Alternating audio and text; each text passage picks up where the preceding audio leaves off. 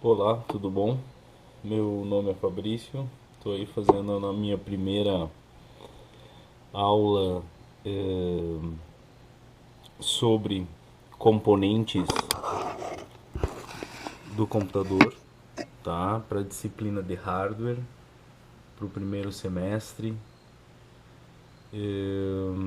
e também para o primeiro ano, para estudos avançados. E eu vou fazer uma revisão sobre os componentes internos que tem dentro do gabinete do computador, tá? Então, vou começar citando alguns componentes, funções básicas e o foco principal vai ser a fonte de alimentação, que eu vou deixar por último, tá? Então, vou começar aqui por a placa-mãe, tá? Essa aqui então é a placa-mãe do computador. Tá? Essa placa ela é a maior placa que a gente encontra dentro do sistema computacional. Como o nosso primeiro objetivo é o computador de mesa, então aquele que é composto de teclado, de mouse, de monitor, às vezes de alguns outros componentes extras que como impressoras e outros, tá? A gente chama de computador de mesa, computador desktop. E ele é composto de vários componentes. E esse aqui é dos maiores componentes que a gente encontra ali dentro daquele gabinete, dentro daquela peça que fica toda a fiação conectada a ela, mais especificamente nessa parte de trás aqui da placa, né? Que a gente chama de painel traseiros, ou onde a gente conecta os periféricos, né? Ou os componentes que são externos ao computador, ao sistema computacional. Nós temos aqui os conectores para teclado e mouse, o lilás para teclado, o verde para mouse. Temos uma porta também serial, pode ser utilizada para comunicação serial, leitor de código de barras, impressoras fiscais antigas. Também pode ser usada como um porta de comunicação entre um computador e outro. Temos aqui também a porta VGA, que é uma porta onde a gente conecta o monitor, ou seja, componente um periférico de saída, né? A gente pode conectar também um projetor, podemos conectar em uma TV que tenha esse tipo de tecnologia chamada VGA. Temos aqui as portas USBs, onde a gente conecta basicamente quase todos os componentes hoje do computador, como teclado, mouse, impressora, câmera, controladores de videogames, tá? E vários outros componentes, tá? Que a gente pode conectar hoje, né? Como pendrives, HDs externos, adaptadores, centenas de componentes hoje. Temos uma porta também que é utilizada para conexão do cabo de rede, para conexão de rede de computadores, chamado RJ45, onde a gente pode conectar esse computador então a uma rede de computadores, podemos conectar esse computador a um modem, que pode estar conectado a uma linha telefônica, a uma fibra ótica, uma conexão via satélite, que seja. Então é uma conexão de rede hoje para cabo, tá? E aqui a gente tem as conexões de áudio, onde a gente tem conexões de saída, de entrada de áudio para poder conectar caixas de som, microfone, tá? E permitir que eu conecte áudio ao meu sistema computacional, tá?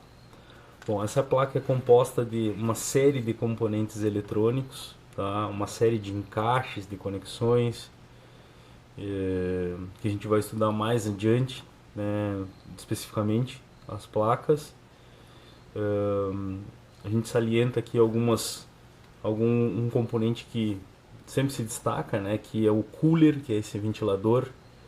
Tá? Embaixo dele fica o dissipador de calor, que é esse componente aqui, pode ver, metal, tá? Composto de uma série de ranhuras, né? E aí por onde é utilizado o sistema de resfriamento principal componente do computador, ou um dos principais, né, chamado processador, que é esse cara aqui. Esse aqui é o processador. Pode notar que ele é relativamente pequeno, tá? Existem vários modelos, vários tamanhos, tá? Essa parte aqui é a parte de pinagem do processador, tá? Então ele fica abaixo do dissipador de calor e sobre o dissipador fica esse componente chamado cooler, né? Tá aqui, o cooler, tá? Que é um pequeno ventilador que fica conectado à placa-mãe, recebe energia e o objetivo dele é resfriar o dissipador, que por sua vez resfria o processador, que é o cérebro da máquina, né? A parte que faz todos os cálculos, faz todas as tomadas de decisões, processamento, tá? Ou seja, o principal parte de processamento de dados do computador é o processador, tá? Bom, além desses componentes que eu estou citando aqui, a gente pode destacar também a presença aqui da memória RAM, que é esse pequeno componente aqui, esse pequeno circuito integrado composto de vários microcomponentes que pode ser removido normalmente das placas mães de computador. São os módulos de memória RAM, que no caso temos um, tá? Então esse aqui é um módulo de memória RAM que é encaixado na placa mãe do computador. Então quando a gente diz que o computador tem 4 GB de memória RAM, ele se refere a esse componente eletrônico aqui.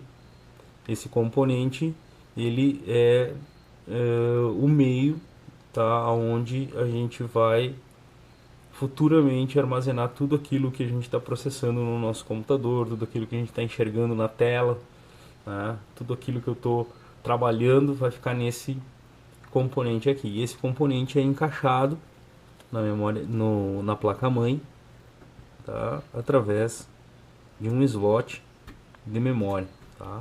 Cada placa-mãe tem uma quantidade X, isso a gente vai estudar mais adiante, de encaixes de memória, tá?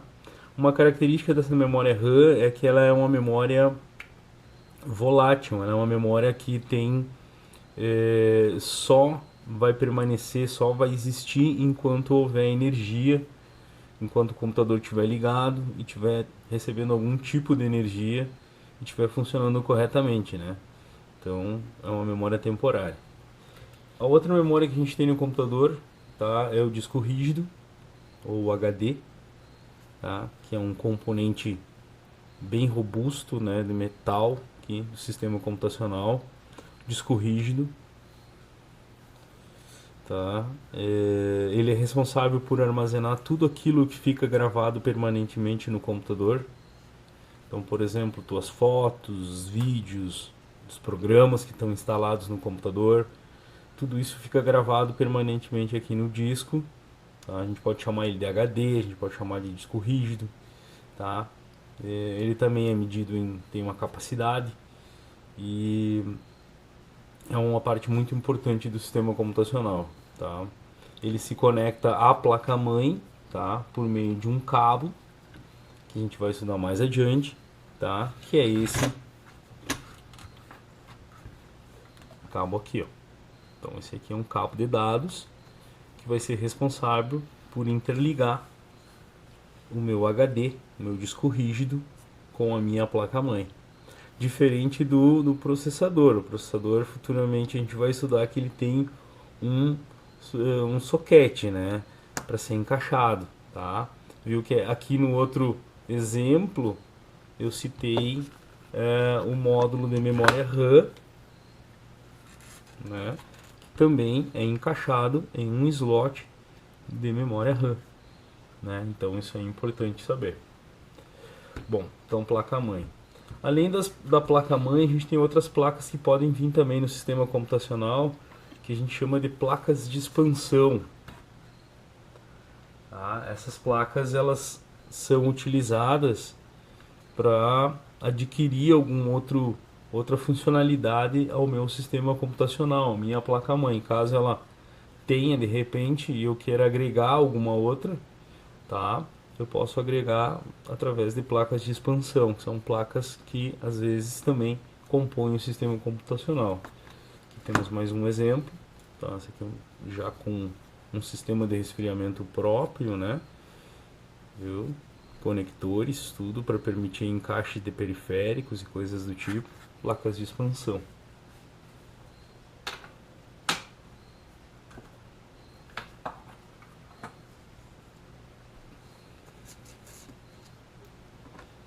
Bom, e para que tudo isso funcione, para que tudo isso tenha um funcionamento correto, a gente precisa alimentar isso com energia, né? E para isso a gente utiliza esse componente aqui chamado fonte de alimentação, tá? A fonte de alimentação, então, ela é responsável por receber a energia da tomada ou de algum outro meio que gere energia, tá? É importante chamar a energia alternada. Ela recebe energia por esse conector, por meio de um cabo de energia, e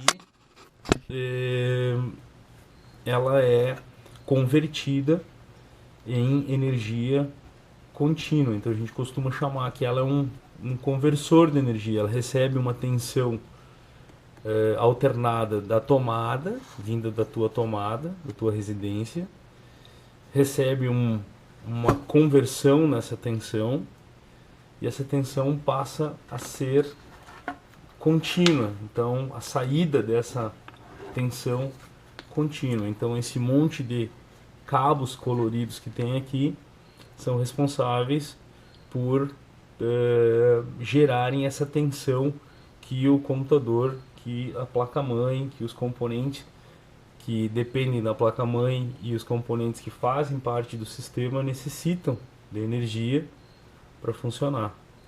Então a gente precisa da fonte de alimentação, tá? Isso aqui é uma fonte de alimentação, tá? Que ela tem um conector de energia de entrada, tem um seletor de energia, permite que a pessoa defina ali qual tipo de energia que vai entrar, sempre lembrando que a tensão da tomada é alternada, então vai receber uma tensão alternada ou de 220, 230 ou 215, 210, tá? E vai ser transformada para tensões compatíveis com as necessidades do meu sistema computacional, através desses cabos coloridos aqui. Então, vamos identificar alguns desses cabos, conectores, funções, tá? Para a gente já se acostumando com eles.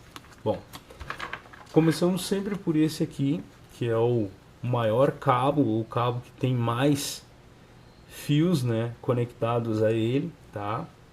Então, é um cabo único com vários fios coloridos conectados a ele, ao conector. Na ponta a gente tem um conector, que a gente chama de conector ATX, tá?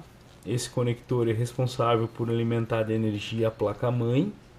Então a minha placa-mãe ela recebe energia por meio desse conector. Então, por exemplo, aqui, ó, se eu pegar a minha placa, eu vou localizar, tá, o conector ATX da placa e eu vou conectar o conector ATX, tá, da fonte de alimentação. Então dessa forma eu vou estar alimentando de energia a minha placa-mãe, ou seja, a minha fonte vai transmitir por esses fios energia contínua para minha placa. Então eu utilizo esse conector para alimentar de energia os componentes que dependem da placa-mãe para receber energia, como por exemplo a memória RAM, né, como por exemplo o circuito integrado da placa-mãe e os demais componentes que a gente vai futuramente entender. O cooler que está ligado à placa-mãe, então isso é importante. Esse conector é muito importante. Temos um outro conector também que é bem Importante salientar ele aqui.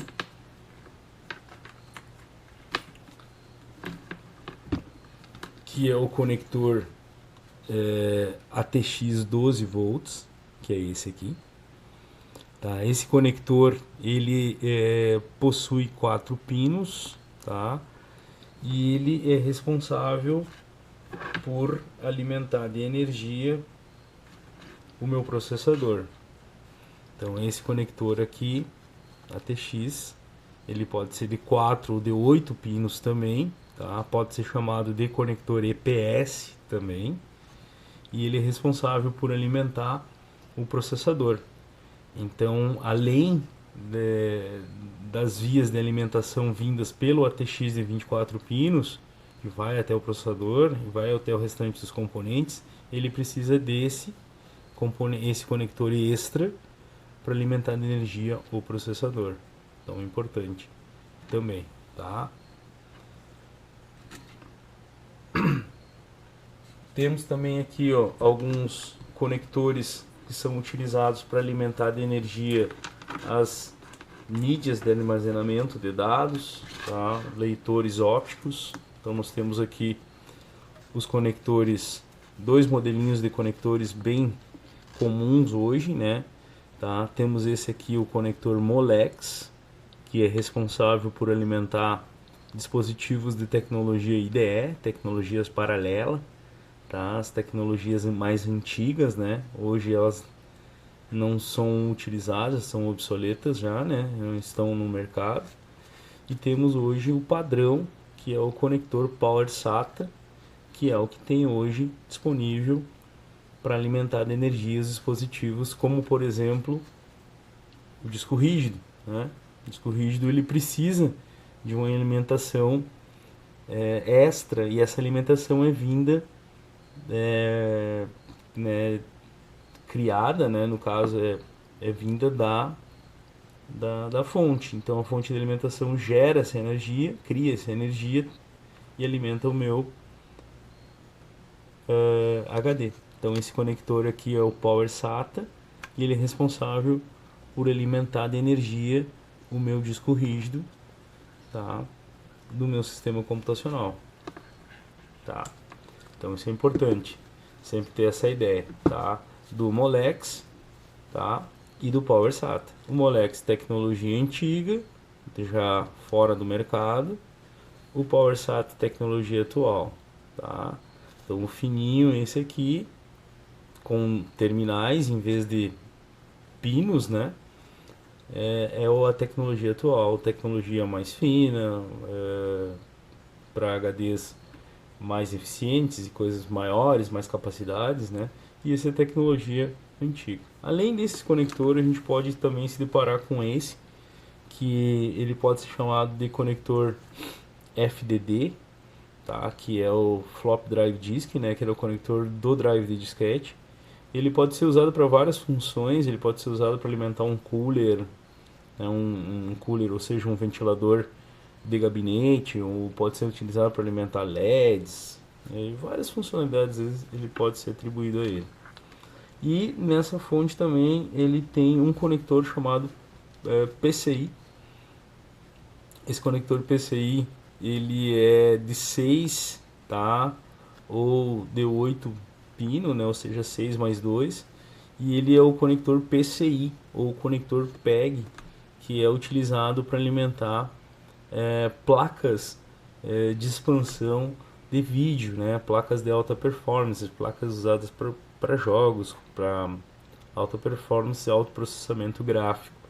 Então tem algumas que demandam de uma energia extra, então esse aqui geralmente vai ter essa finalidade, única finalidade, tá? É um PCI, conector PCI, tá? Ou PEG, tá? Que é o PCI Express. E também ele pode ser composto de 6 ou 8, que seriam 6 mais 2, né? Fechando os 8 pinos aí. Então, essa é uma aula 1, né? De alguns componentes que a gente pode encontrar dentro do gabinete. E é bom entender o funcionamento deles, saber a finalidade de cada um. E